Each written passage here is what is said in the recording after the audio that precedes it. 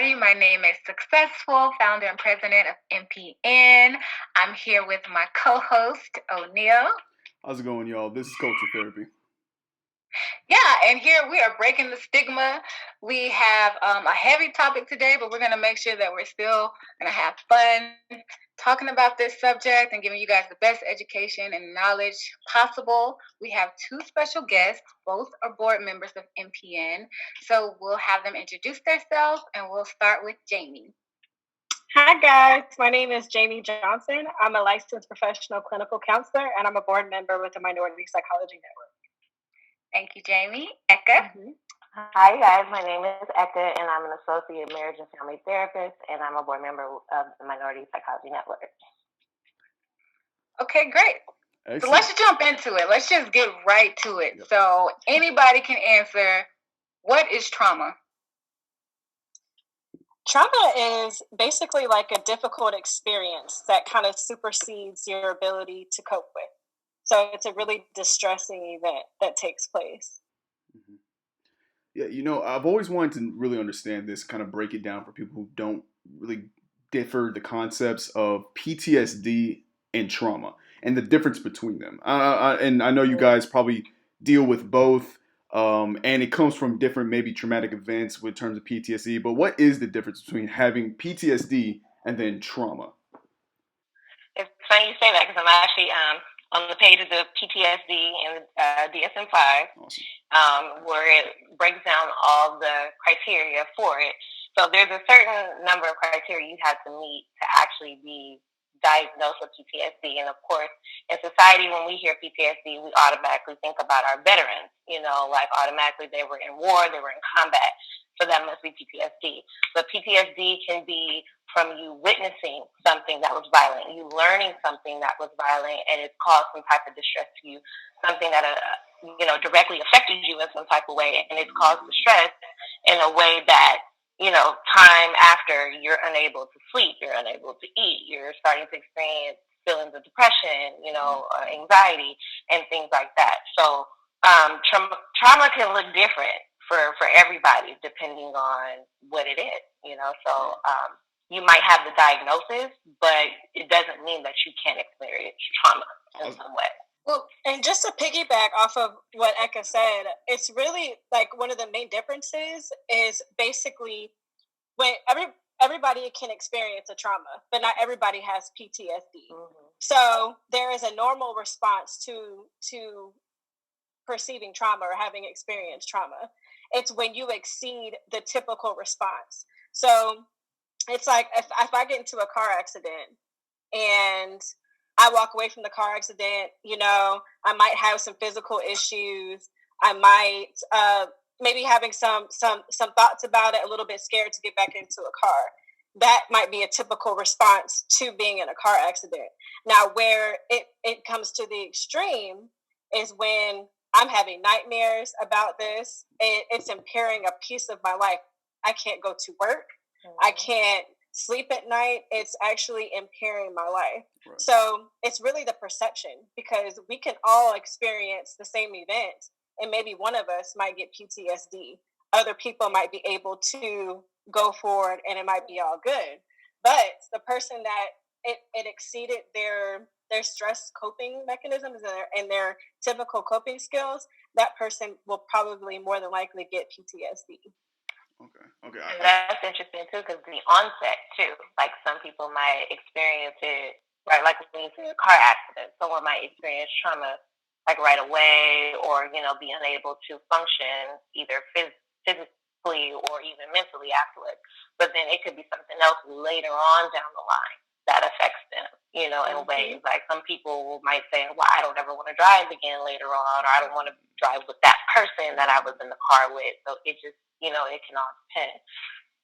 Right. Those are very, very good points. And it actually brings me to my next question.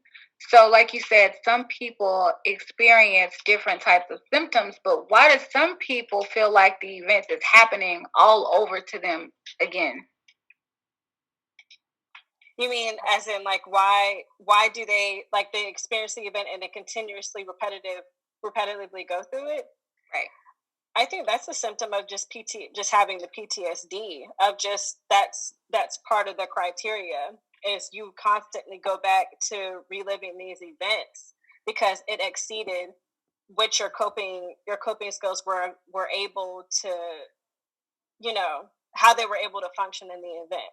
And like I said, it could be something as simple as, my mom took a lollipop from me. It's my perception of what happened, not the actual event that took place.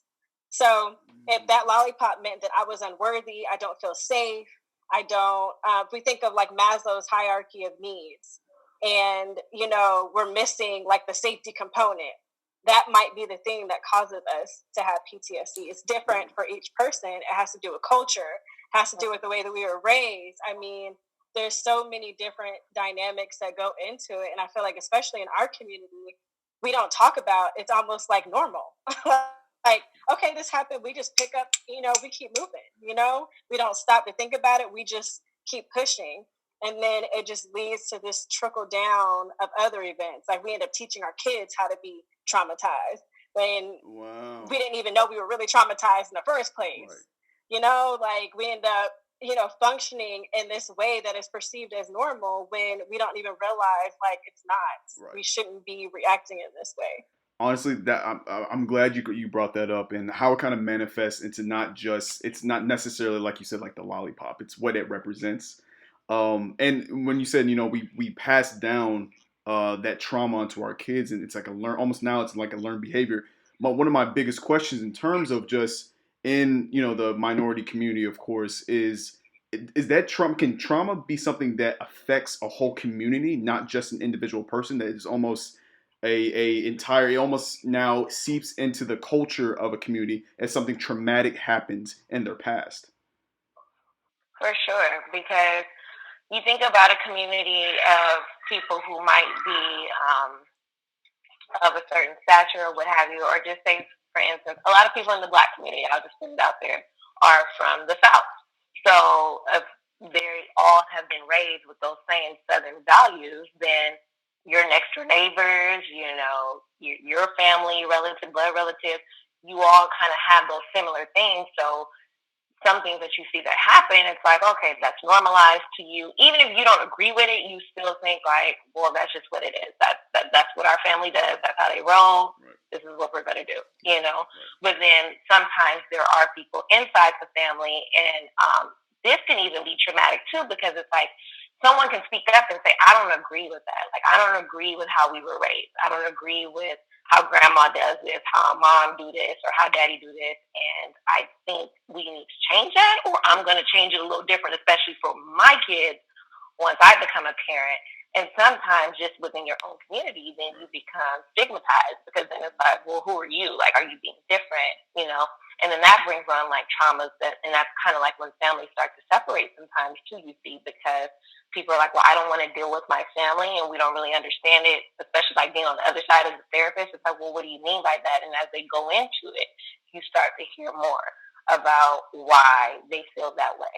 So when you say like a whole community, it's like, well, we've all kind of been raised, kind of the same generation wise, then the same kind of things will happen.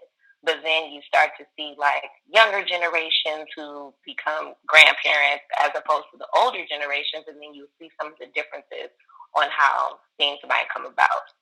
Right. That's a really, really great point. And yes. I know that you talked about, having it like being like passed down, but what are some symptoms? Because lack of education is also a part of the problem. Like, sure. We don't really know in our community, like, what are the signs? What are the symptoms? And I think for that's a lot of also another communal issue, because then you go into like religion.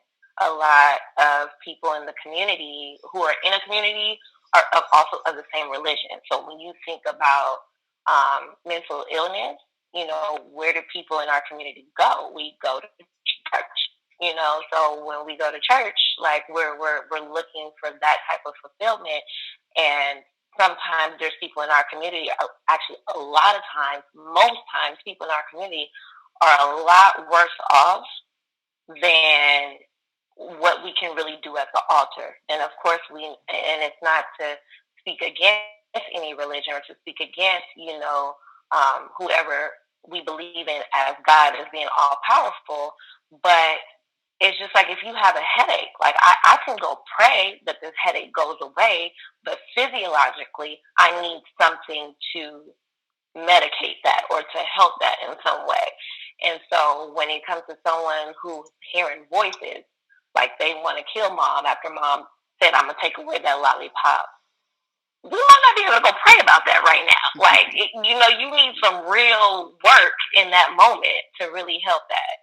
And when you talk about education, that's the thing. Like, in our communities, we don't want to hear that. If we hear someone talking to themselves, oh, they crazy, so that's kind of what happens.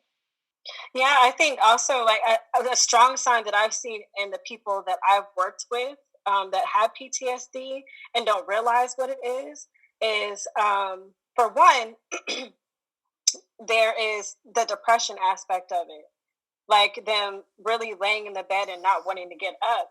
And so many times it's misdiagnosed and it'll be like it's bipolar, it's depression, and or it's ADHD, these different things. And I always sit back and I'm just like, from my experience, when I see these different diagnoses,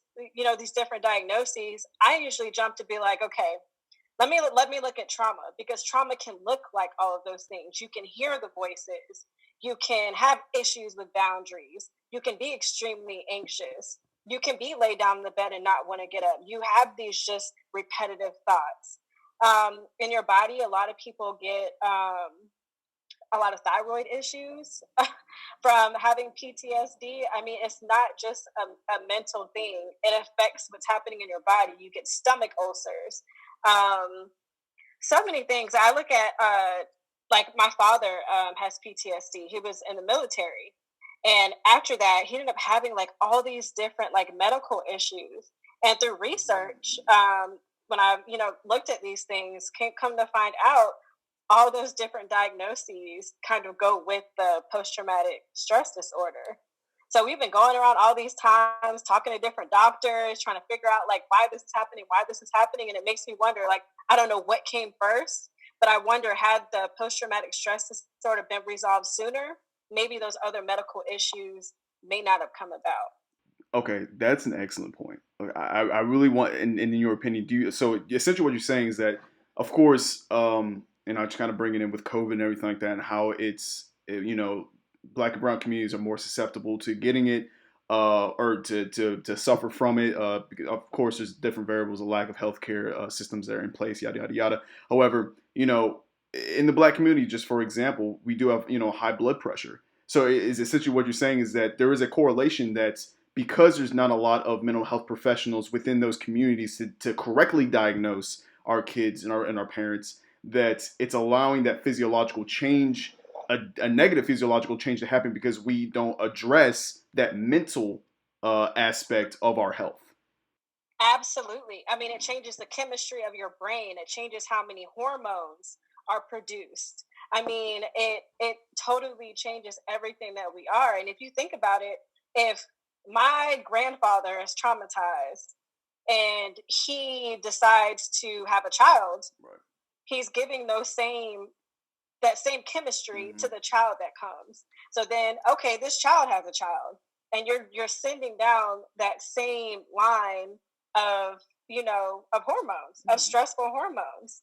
So of course, there's things that get passed down genetically, as far as physical disorders, right, diseases and things like that. But there's also a mental piece to it. If there's like generational trauma that keeps going, it's going to take place in your body. It doesn't just affect your mind. Right. That's incredible. You brought up a really great point when you spoke about your grandfather. Some people may wonder, is it too late? Because they may be learning about it now, because a lot of people that suffer from PTSD don't even know that they have it. Absolutely. So, right. So then what would you say to a person that wants to know, is it too late to be treated for it? I don't think it's ever too late. I mean, all you can do at this point is I mean, honestly, you could get it worse or you could get better. Those are like the two options, you know? So getting help, you know, I feel like it could only serve you. I don't feel like it could do any worse than the damage that's already done. Just my personal opinion. You could do what you've been doing, and if it's not helping, then I mean, why not seek somebody? I think, especially in our community, we think uh, like I'm not gonna say think, but it's just like this connotation that you pray everything away. You know, let's just pray this stress away. Let's pray these feelings away. And not that I have an issue with that at all. Yes, please do keep praying, but you can also have a therapist. You can have a psychiatrist. You can have, you know, a life coach, whatever is going to assist in these symptoms. You know, not just, I think just praying about it may not be the fix. It may mean I need to go and speak about this to somebody and not suppress it. The more you suppress it, is going to make it worse.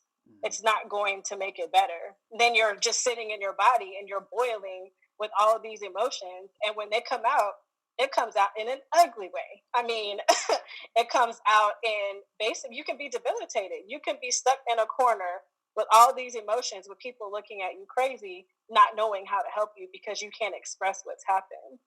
You know, it's remarkable, the way that the mind works and the way that it experiences trauma and what it affects. I mean, when you get PTSD, it's it's not just PTSD. It can be like other forms. Like I've seen people that have experienced trauma, never called it trauma, and then end up with a personality disorder. You know? Yeah. And it's just like all we see on the surface is a personality disorder. We don't see exactly what got them there in the first place. Which, if you look at personality disorders, they usually come from some kind of abuse. You know, some kind of sexual abuse, physical abuse, emotional abuse, and they constantly live in this cycle. And if any, especially a professional, knows when it comes to personality disorders, they're extremely hard to work with. You know, once it gets to that point. Well, okay, and so as therapists, and I'll bring it back to you, Eka, here in just a second. You know, what are some coping styles? I know trauma is just a little bit different. Like what have you told? And of course, not everything. You know, there's no like one strategy in a sense. There's no one treatment, of course. But what have you found that was helpful for those who have, like you said, like, who have PTSD because of A, B, and C, or there's a certain traumatic event that happened that they just can't disconnect from? What are some coping styles that you've guys seen that have worked for your patients? For me, I think grounding has been extremely helpful. Letting them know that in this moment, like, you are safe has been a really, really good one. And education, just learning about it. Like, why am I going through this? Because they feel like they're seriously going crazy. Like something is wrong with them, not realizing this is what this is. A lot of times people feel better when they have a name for it and that there is help.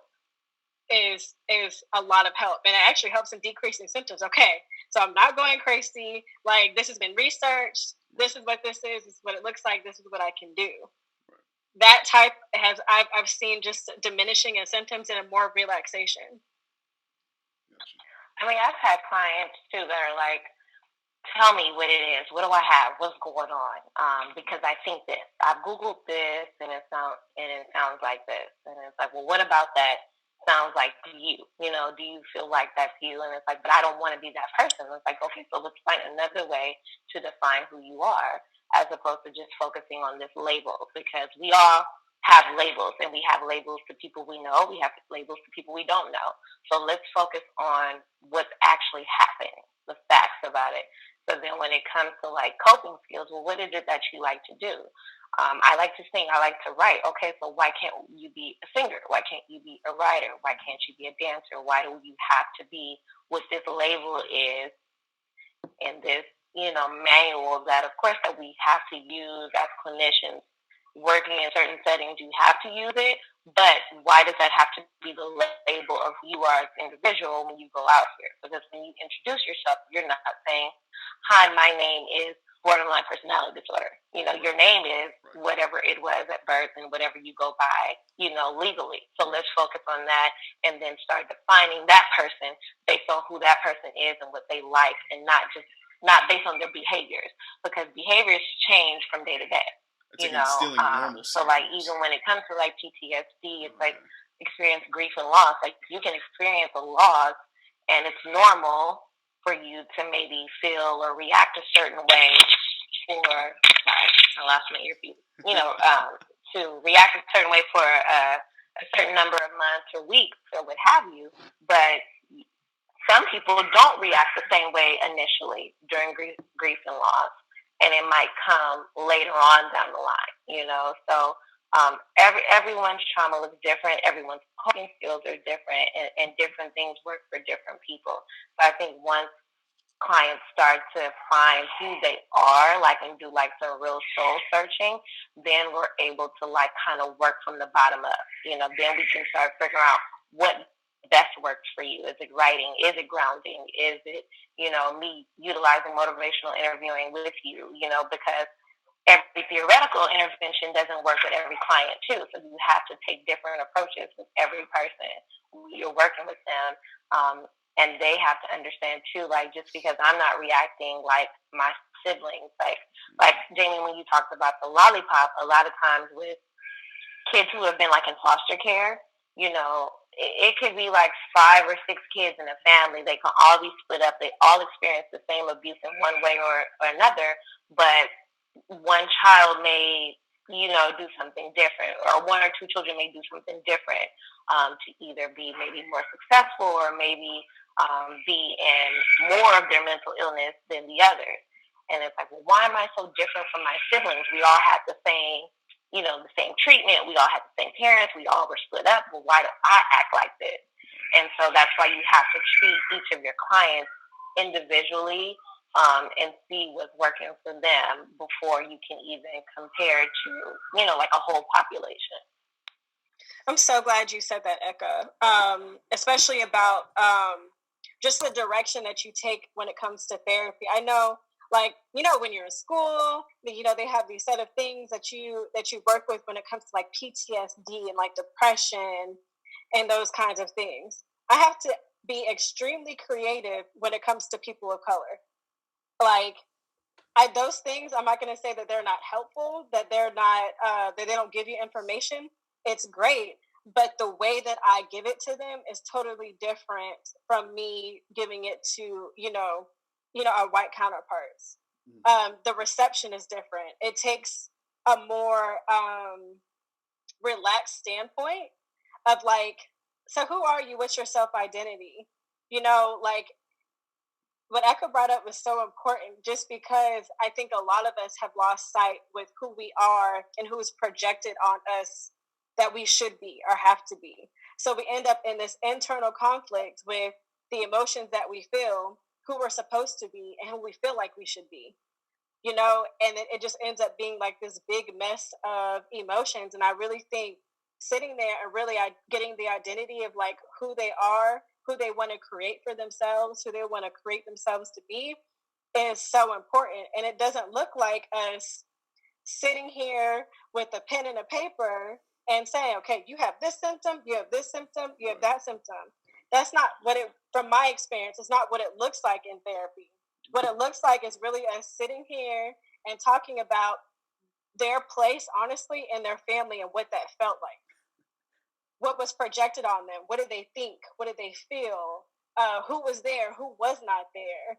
It doesn't look like a context of how do you feel? Like I said, like a symptom checkoff. It's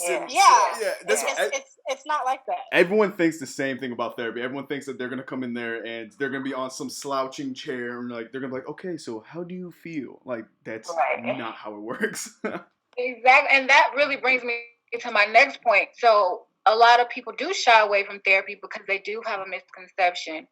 What improvements can people see who suffer from trauma or PTSD? Can they actually see by going to therapy? I think it's really one of those things like you have to be ready. Like you have to be ready, and truly and honestly, therapy is not for everybody. Like no matter how much trauma you've experienced, no matter what it is, and even it doesn't even matter how difficult of a time that you're having in your life and how many impairments you're having, you have to be ready because you can go to that place and it just becomes another routine. Like just like when you go to work, you go get gas, you go grocery shopping, I go to therapy and I go home, and then I still relive the same cycle, do the same thing, and what that therapist said don't even matter. Or what we talked about and what we uncovered doesn't even matter because I'm still living my everyday life. So you really, when you go and make that decision to go, it has to be one of those things that you have said. And I know, especially like with adolescents, like it's really heartbreaking because that's like my population of choice. I love at-risk adolescents. I love children on probation, kids on probation. Like the gang members, those are the ones I love working with because, it's they're not easily understood, but they live in a very turmoil of type of environment. So them going to therapy right now, it's like, okay, it's cool. I'm gonna talk to you, tell you how I'm feeling, what's going on at home, and then I gotta go because I got stuff to do. There's things that's going on at home. There's things that's going on in the streets. So everything we talked about, this was great. I had my little hour or 45 minutes to do this, but reality still, sets in when I walk on the other side of that door.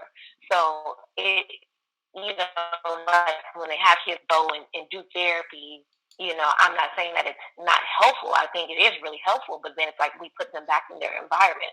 So all of that help and all of that work that we just did, it kind of trickles back down because they're in a different environment, and they didn't make the decision to go to therapy.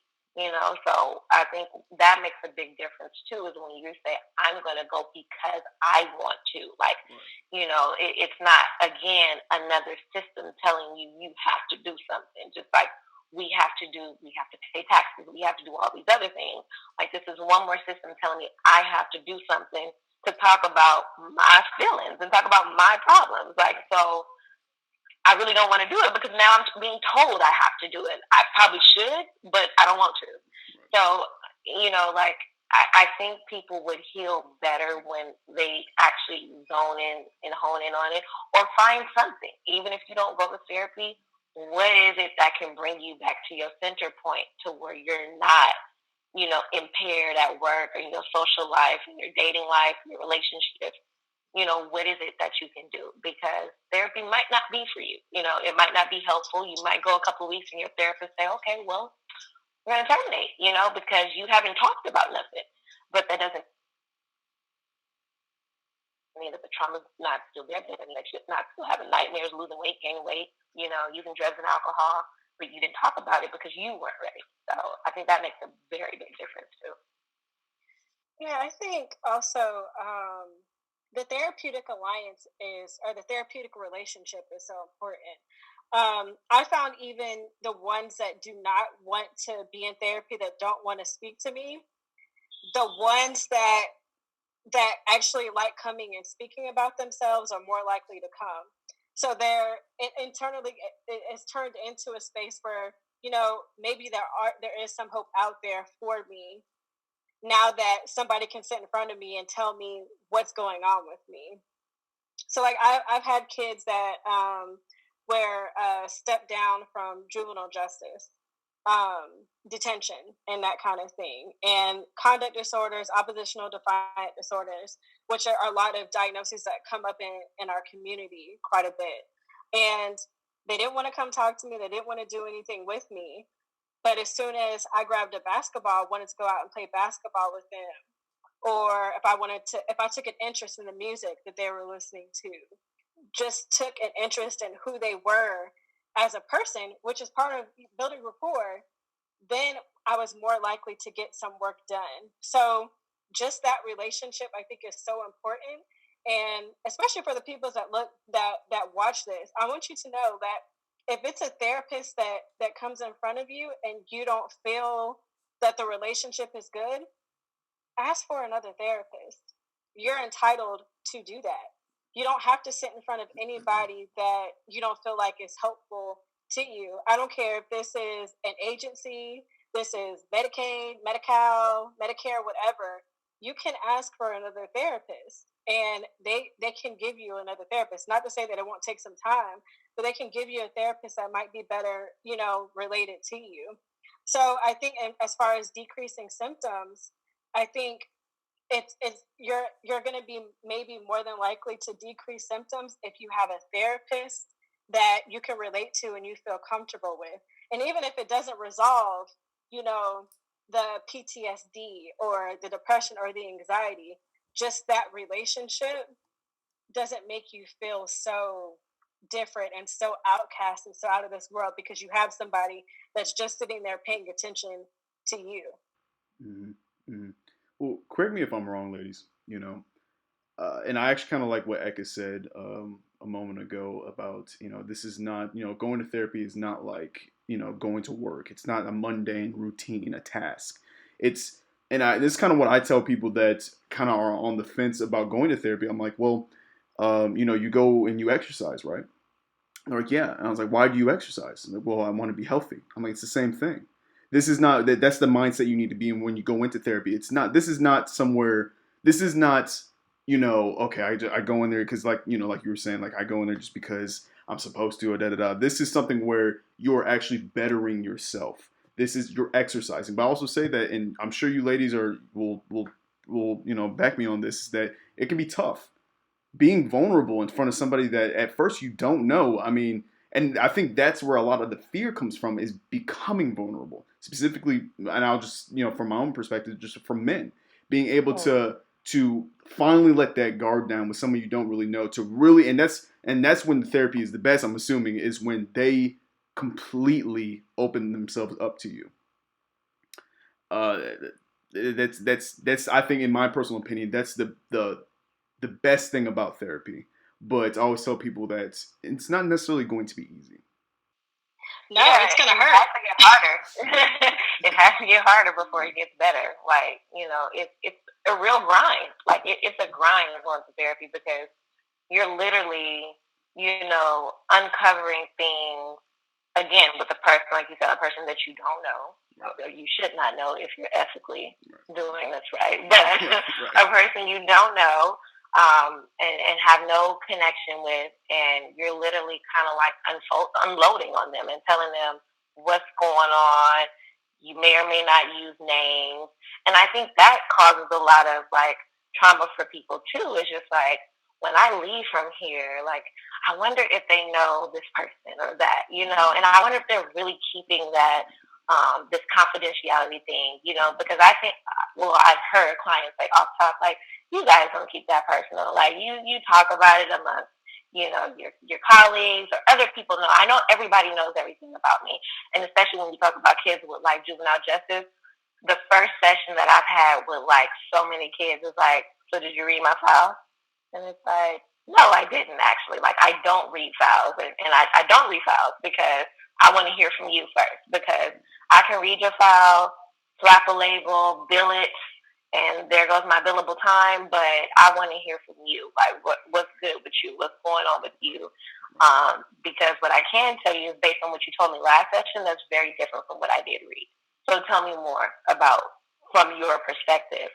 So, yeah, it really does. And sometimes you'd be surprised. Like you said, like, it seems like the people who talk more and become more vulnerable, it helps them more. But I've had so many kids, so many clients, like, later on in years past, and send letters back to where I live to talk about how helpful it was for them. And I'm thinking to myself, like, they did not talk, not a one time in that session, So you'll be surprised about how much of an impact you have on someone based on like the exercises you give them, whatever parting words you give them. And then number one is just continuing to have faith in them, because they're used to people, giving up on them. And not just kids, adults too.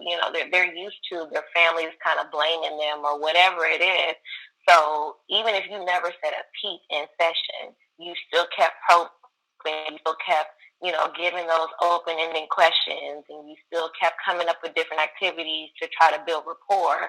And even if they didn't take it, like you kept, like you didn't give up on them. And sometimes that means more to them than anything. And then you find out how much better they're doing. It's like, wow, like we didn't even actually talk about anything. You know, we didn't actually utilize any interventions or anything. But hey, if you're healed, that's the thing as therapists we have to remember.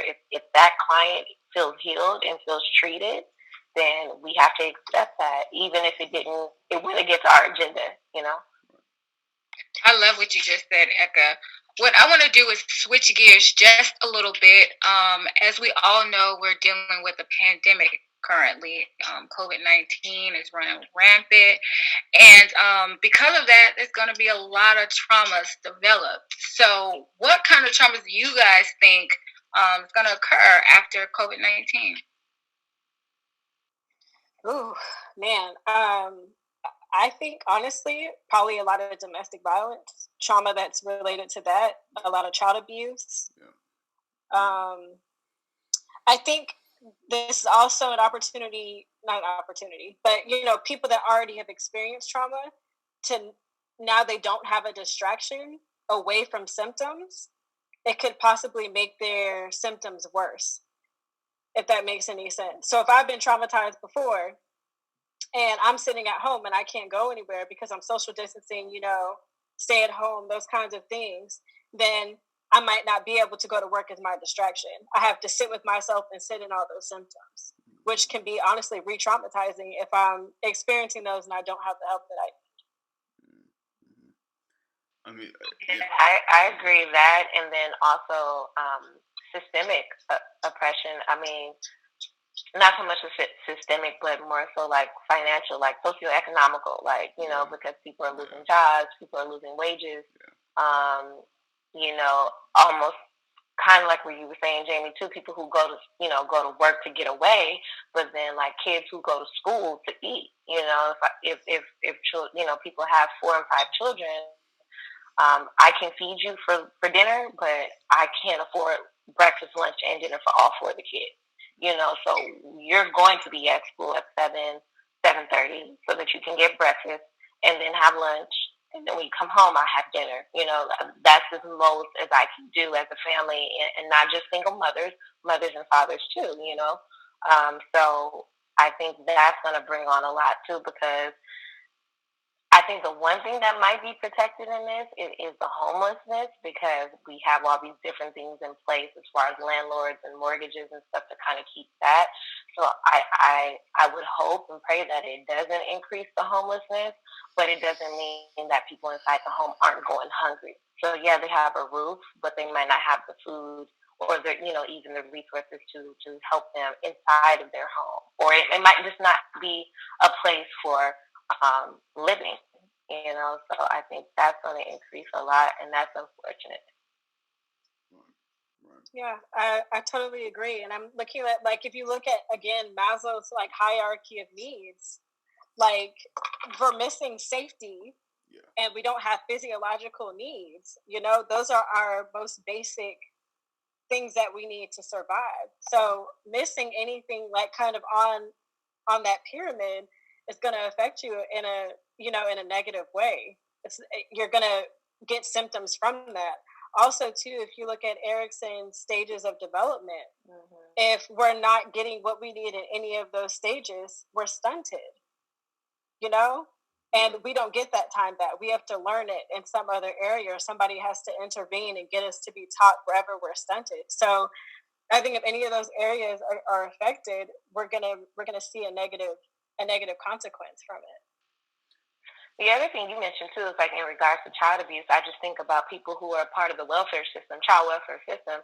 Like the courts are closed right now, so a lot of parents have been working very hard to probably become reunited with their children in some way or form or fashion, and because like currently I'm not working, so I don't know what's happening in that system, and that makes me wonder like about people who had court cases that were scheduled to, get reunited with their kids, or they had a few more parenting classes to complete and get their certificate before they be reunited, and then, or a few more drug test to take and be negative for before they become reunited with their kids, and then this happens.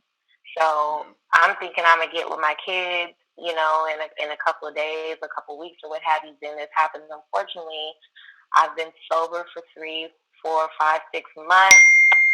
Now I'm out of work, and I'm not going to get my kids. What am I going to result to as someone who has an addiction, or who has been using heavily? Like, unfortunately, a lot of people are going to also result back to that, and the addiction rate is going to go back up. So I don't think this will be a spike as heavy as what, of course, like the crack epidemic in the 80s and things like that, but I think it is going to be pretty heavy, and that's going to increase in a lot of people. Right. And I know this has been a very heavy topic right now, but I kind of want to make sure that we end on a light note. I'm really just curious. All ladies and everyone can pitch in here. What have y'all done in the quarantine? Like, if you got new skills, like read a new book. I'm trying to teach myself Spanish and Duolingo, and it's not working, but I'm trying. So I do want to say this. I noticed you haven't been getting a haircut, Brian. So you've been practicing social distancing, which is good. Hey, I can prove it. You know what I mean?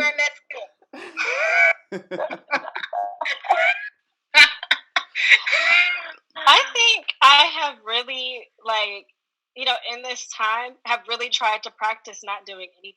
If that makes any sense. No, that makes sense. I've been, especially since I've been in California, the hustle and bustle of California of always trying to invent this or create this or move to the next step or fill this goal. A lot of people in California have different hustles. Yeah. So I've really, really tried my best to lay down and not feel guilty for laying down, or not feel guilty for not doing anything. I'm doing pretty okay with it for the most part, but I found myself trying to find things to do. Like this desk that I'm sitting at right now, I sat at probably 12 a.m.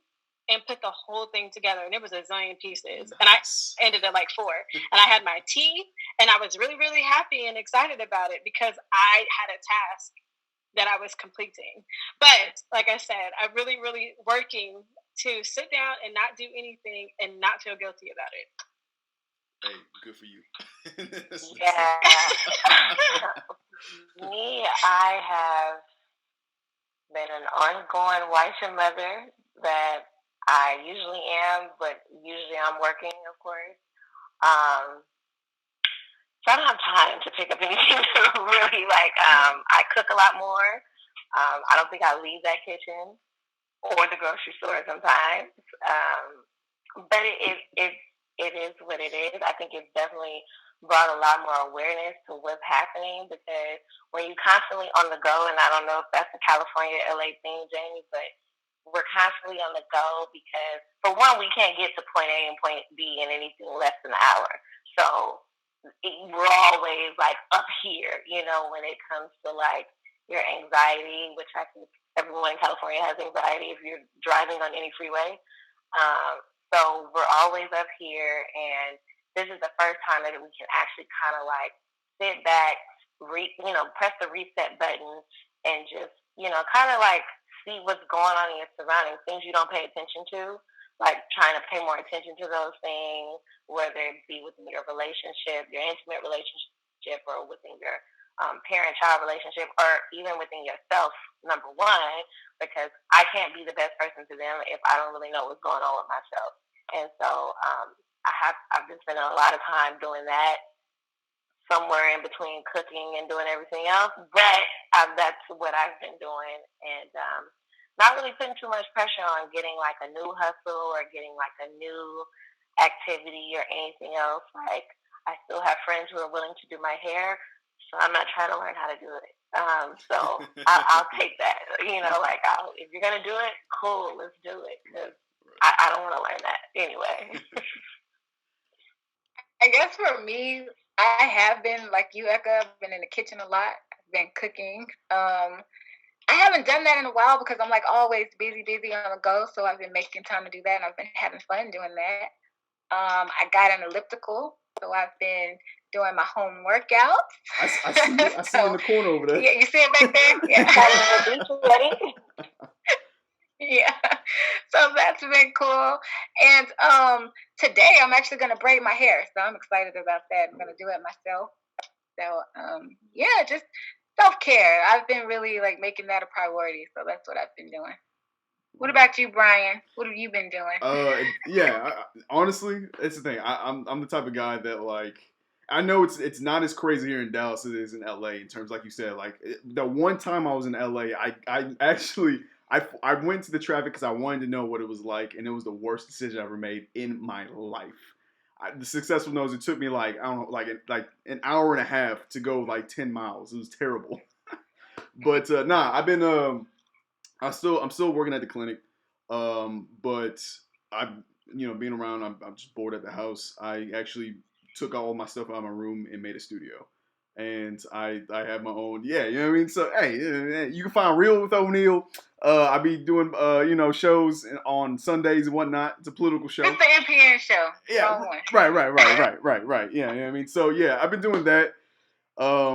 Just kind of finding my. I like creating things. All my buddies are either musicians and things like that, so I work with them. Actually, Chase Successful just got a drone, so if NPN is trying to use a drone for whatever our events, we got you. So yeah, man, I've been doing that. Okay, good. Well, this conversation was great. I think we need to do a part 2. What do you ladies think? I am so down for that. I think this is a great topic. I think so. I mean, this is very informative, educational. I'm pretty sure a lot of people can relate, and we definitely got to do this. So thank you guys for tuning in. Again, this is Breaking the Stigma. This is Culture Therapy, y'all. I was waiting on him to say that. Okay, so catch you guys next time. Bye. Bye. Bye.